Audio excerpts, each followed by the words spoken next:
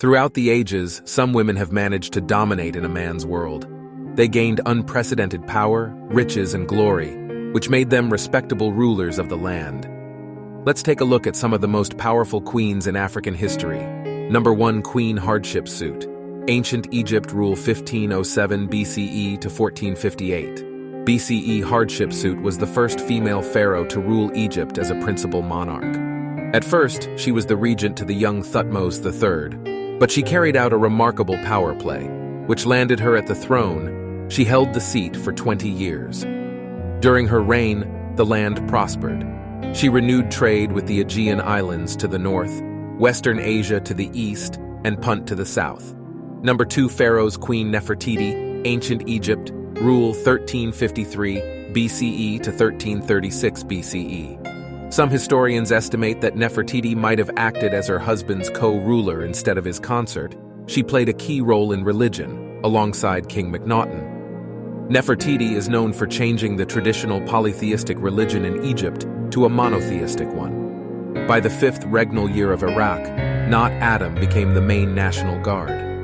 Number 3. Queen Amina of Zaria, rule 1576 to 1610, also known as the warrior Queen Amina. Queen of Zaria was the first woman to become queen in a male-dominated society. She remained at the seat of power for 34 years and managed to expand her kingdom through conquests. She also opened up valuable trade routes, which brought prosperity to the land. Under her rule, the kingdom controlled more territory than any other ruler before, to protect and mark her land. Amina used earthen walls to surround her cities. These walls became common until the British conquest of Zaria in 1904. Here's an interesting legend. It is said that in every town she went, Amina took a new lover, but every single one of them would meet a terrible fate the next morning. They would be beheaded, so that no one would survive to tell the tale. Number 4. Queen could indicate the moderate is the kingdom of Kush, rule 40 BCE to 10 BCE. In 30 BCE, Caesar Augustus conquered Egypt. Right after his triumphant victory, the Roman emperor focused his attention on the kingdom of Kush become the key. Amina was ready.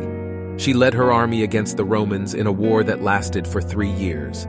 It is because of the Kushite army that the southward expansion of Rome came to a halt after the first battle. The cliched army to 3 Roman cities and many Roman captives. They also destroyed a number of monuments dedicated to Caesar Augustus. Rome continued to fight. It reclaimed some of its lost cities and targeted Kush, but the queen never faltered. Number 5. Queen Makeda Ethiopia, ruled 10th century BCE. The Ethiopian Makeda, also known as the Queen of Sheba, is a mysterious and majestic ruler.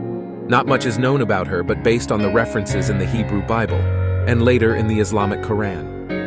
Experts estimate she was referred to as a rich, gorgeous, and intellectual queen. During her reign, there was someone who caught her attention. King Solomon had a great reputation in the ancient world as the wisest of all kings. Makeda had long heard of his wisdom and longed to visit him. She assembled a large retinue carrying gifts to pay homage to the great king. Number 6. Queen Asantewaa, Ashanti. Empire rule 1880s. Sansa was the queen mother of the Ashanti Empire at the start of the 20th century. She remains a powerful symbol today. Before earning the title Queen Mother in the 1880s, she was a skilled farmer. Some believe she was chosen as the main advisor to the king because of matrilineal aspect of the Ashanti culture. Her older brother was a strong ruler at the time, which might have paved the way for her to be appointed to this role. Nevertheless, she held the second highest position in the Ashanti Empire throughout her life. Asantewaa saw a number of life-changing events. The Civil War from 1883 to 1888 posed a severe threat to the Ashanti Empire. Her grandson, whom she nominated as the next Jesu Heni, was exiled by the British, which led her to become the regent of the Ejes Sujuban district. History. She led 5,000 warriors and bravely fought against the British invaders. Number 7. Queen Nandi, Zulu. Kingdom rule 1816 to 1827. Queen Nandi of the Zulu kingdom was a powerful figure with a complex history. She had a remarkable legacy intertwined with that of her son, Shaka Zulu. Those who didn't cry at her funeral are most likely executed. This heroine overcame the animosity and rejection of her people. She dedicated her entire life to her children and opened the path for her son, King Shaka Zulu, to transform and reshape the Zulu kingdom into one of the most formidable civilizations. Nandi had an affair with similar to Kona Pajama, the king of the Zulu, and was impregnated out of wedlock since like a Kona tried denying paternity a number of times, but had to eventually marry Nandi. She was highly shamed and placed in a lowly position of a third wife. Chaka and Nandi were consistently bullied and tormented, which is why she took her son and fled. Over time, she taught her son values and molded him into one of the greatest kings. After the death of sins like a Kona, Shaka was compelled to return to the tribe and reclaim his throne. After all those years, he still remembered how the tribe treated him and his mother, so he appointed Nandi as the Queen of Zulu and his personal advisor. He held his mother in high regard and never married. Together, they expanded the kingdom and fought slave traders.